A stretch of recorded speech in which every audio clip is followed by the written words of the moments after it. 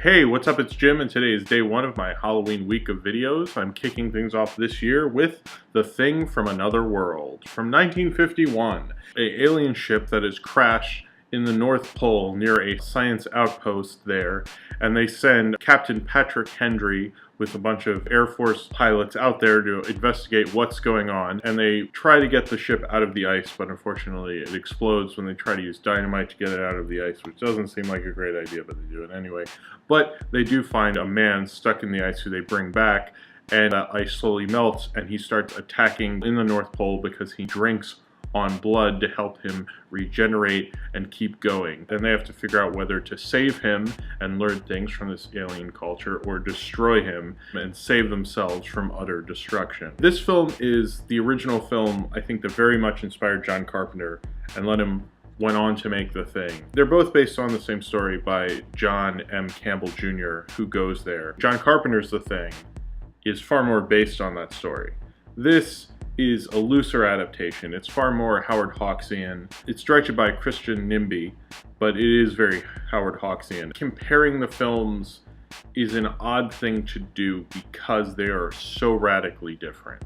They're from very radically different times in Hollywood, they're radically different times in horror, and they're radically different adaptations. I understand some people who love Carpenter's film hate this film, and there are people who love this film and hate Carpenter's film. It's kind of a shame that people who love The Thing pull this down. I think it's a shame on both sides because they're both really good movies, and what's wrong with that? This film definitely inspired Carpenter, and I don't think Carpenter would be the kind of director he was without this film.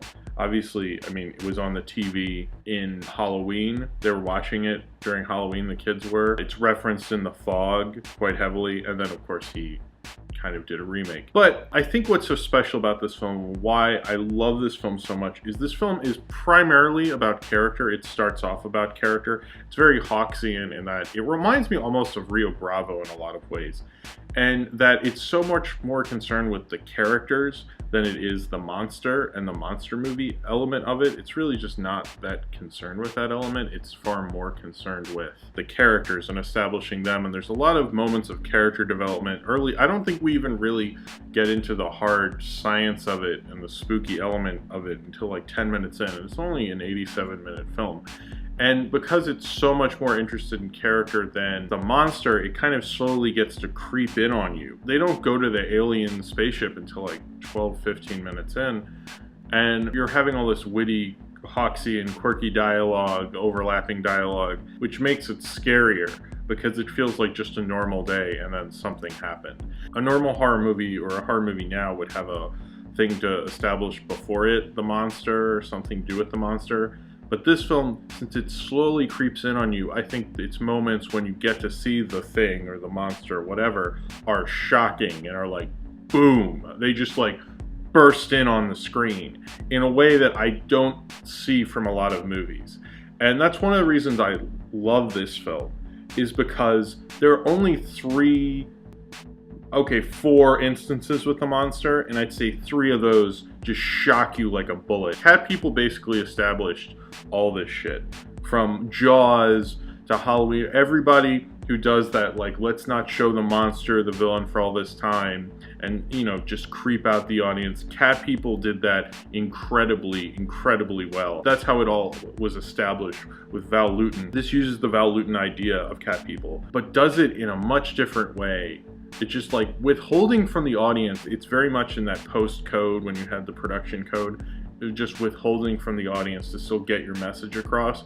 This film still works in a very scary way, but has more ambiance as it goes on. The first time when the monster comes on, he just opens the door and the monster's there, and Dimitri Tompkins' score is just like blaring, and you're like, oh my god, this is like, whoa. And each time with the monster, when he comes in, they light him on fire, and the end confrontation, it just really bursts in there and just changes the movie. You know, you have all this witty dialogue, everyone's joking, everyone's friends, and then when the monster comes on, it means fucking business. And I think that's why The Thing from Another World still has a real hold on, at least me, for example, and a lot of people who grew up with this film, and it still, to me, feels that shocking way. Even at the beginning when it does feel kind of leisurely, And as an audience member, I was almost watching it leisurely. You know, you're thinking about a few other things. But then when that monster first comes on, it's like, whoa, hold up, pay attention. It just like grabs you. And it's very kind of subtle in a lot of ways. It's smart in what it's trying to do, and it's unexpected. Even for horror movies at the time, the dialogue's funnier, the characters are a little more realer and more established, in that it cares so much about character. This was a hit at the time in 1951. Actually did better than The Day the Earth Stood Still, which is insane to me, but but it did. And I think the reason for that is it's a fun experience. I imagine it'd be fun to see in the theater, and I don't think 50s audiences knew what was going to hit them. Now, this is directed by Christian Nimby. This was his first film. There's kind of a constant thing that Howard Hawks really directed this, and even John Carpenter says, oh, Hawks directed it, definitely. I've heard him in interviews say he was uncredited, but he did direct it. A lot of people on set have said they were both there, that Christian Nimby was the director, but Hawks was the boss. Christian Nimby said he directed it. A lot of people said, you know, he was still the director, but Hawks was still there, and Hawks really had a lot with the formation of the film. This hasn't become like a Poltergeist situation where years later we found out that Spielberg really directed it. Apparently, Spielberg basically directed the whole thing. Tobe Hooper was just there, didn't really interact with the actors that much, supposedly. But Christian Nimby apparently was really directing this film, and I think he did direct this film. I just think Hawks, almost in like O Selznick, was kind of that way. A lot of producers in the studio era were that way, where there was still a director there, but they were still very much in control, almost like a director, but not really. And I think Hawks was kind of like that for this film, but it just doesn't seem to me. It seems Christian Nimby had a lot of input, but it is a very Hawksian film. It's done in a very Hawksian style. Even Christian Nimby admits that he was planning on directing it in a Hawksian style. It was uncredited, also written by Ben Heck, who wrote some Howard Hawks screwball comedies. So it was a lot of people worked on it who worked on Howard Hawks stuff. So I think no wonder it looked that way, and since they're going for that, that's the way it was. And obviously it was so good that everyone's believed that Howard Hawks probably directed it. Like, Howard Hawks has enough acclaim. Let's let Christian Nimby can have The Thing from Another World, but I think Howard Hawks was a little bit responsible for this film. I've always really liked this movie, probably because it's so leisurely about itself. I think a lot of horror starts off spooky. It starts off with the cheap scares or whatever. This film is kind of a odd structure to the whole thing. And I don't think I've really seen anybody do what The Thing from Another World does in this film. Even though Carpenter's referenced it a lot of times, and I think a lot of his structures come from this, where you really establish character before you start having the action, so it's like it matters more. It's not as much about the event as it is about the characters. Something like Independence Day is about the event.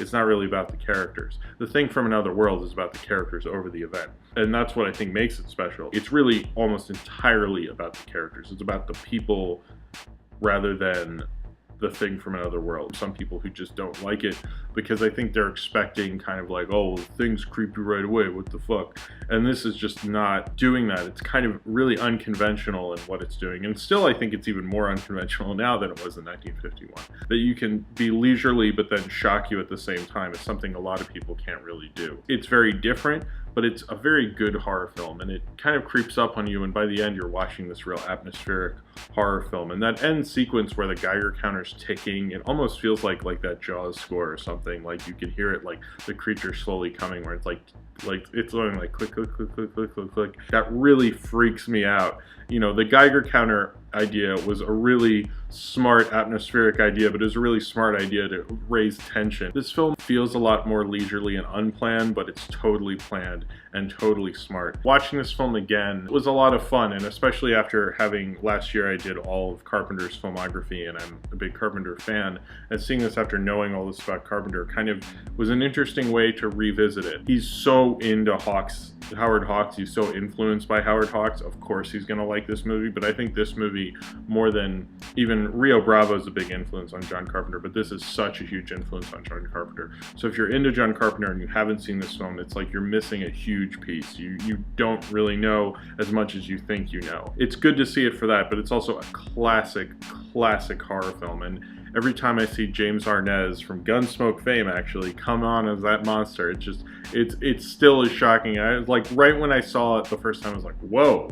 It's just that reaction even though I'm talking more about this reaction for a couple minutes than I am about the entirety of the film, it leaves such an impression, such a strong impression, that it makes this film so alive. So if you have seen The Thing from Another World and you would like to talk about it, then comment below in the comments and subscribe if you would like to. So tomorrow will be day 2 of my Halloween week of videos, and I hope to see you then.